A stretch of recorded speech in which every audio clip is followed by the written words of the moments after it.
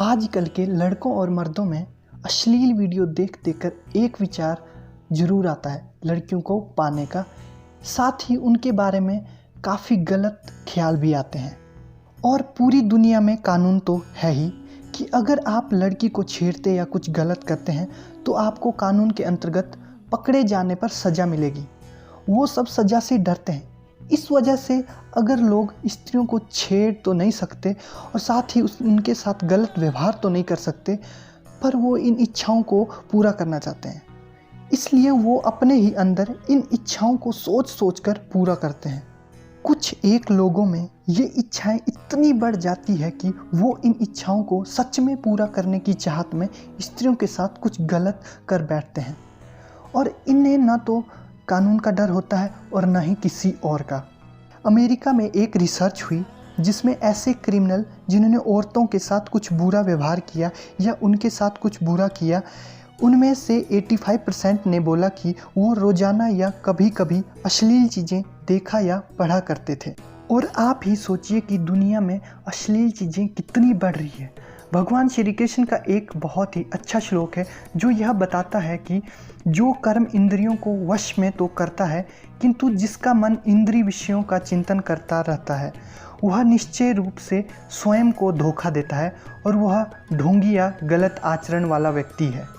भगवान श्री कृष्ण भी इस श्लोक में यही कह रहे हैं कि हमने अपनी इच्छा पर तो काबू पा लिया है, लेकिन मन में हम केवल उसी के बारे में सोच रहे हैं। जैसे मान लो आज आपने उपवास रखा और पूरा दिन आप खाने के ही बारे में सोच रहे हैं, तो क्या वह सही मायने में उपवास हुआ? भगवान श्री कृष्ण बोलते हैं कि वह व्यक्ति खुद को धोखा दे रहा है, इसलिए वह तो ढोंगी है या फिर वह उसका आचरण सही नहीं है। पिछले उदाहरण में यही कह रहा था कि हमने किसी कारणवश इच्छा को पूरा करने से तो रोक लिया, लेकिन मन पूरा दिन स्त्रियों के बारे में ही सोचते रहना क्या सही है? इसलिए वो सब खुद को धोखा दे रहे हैं। पता है, हम इच्छाओं को मन में आने और इच्छाओं को मन में बनने से रोक नहीं सकते। इसको कुछ इस तरह देखते हैं, आपको अभी तक पेरिस के बारे में कुछ भी पता नहीं है और आपको कोई बताता है कि पता है पेरिस कितना सुंदर है और आपको वहाँ जाकर बहुत अच्छा फील होता है, तो आपके अंदर एक इच्छा बन गई कि मुझे भी पेरिस जाना है। इच्छाएं बनती हैं जो भी आप रोज़ नया सीख रहे हैं या जो भी आपके मस्तिष्क में ज्ञान पड़ा है, उनके आधार पर इच्छाएं बनती हैं। हमारी जो 5 इंद्रियां आँख, कान, नाक, जीभ और त्वचा है, उनसे ही इस दुनिया का ज्ञान हमारे मस्तिष्क में जाता है।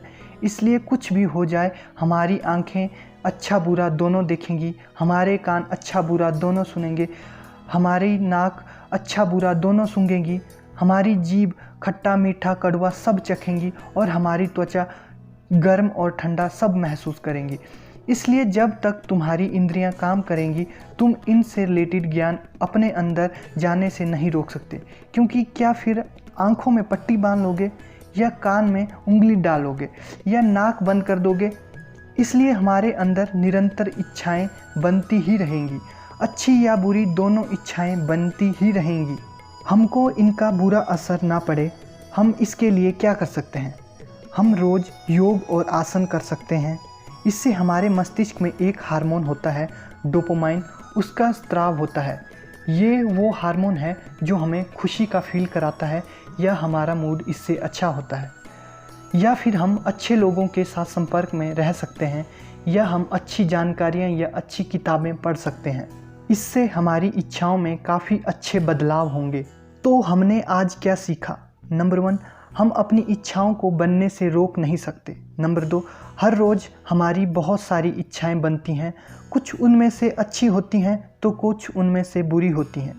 नंबर 3, हम इच्छाओं को अपने मन में ही काबू करना सीखना होगा, सिर्फ बाहरी तौर पर काबू करके कुछ नहीं होगा। नंबर 4, अश्लील चीज़ें न तो देखनी है और न ही पढ़नी है।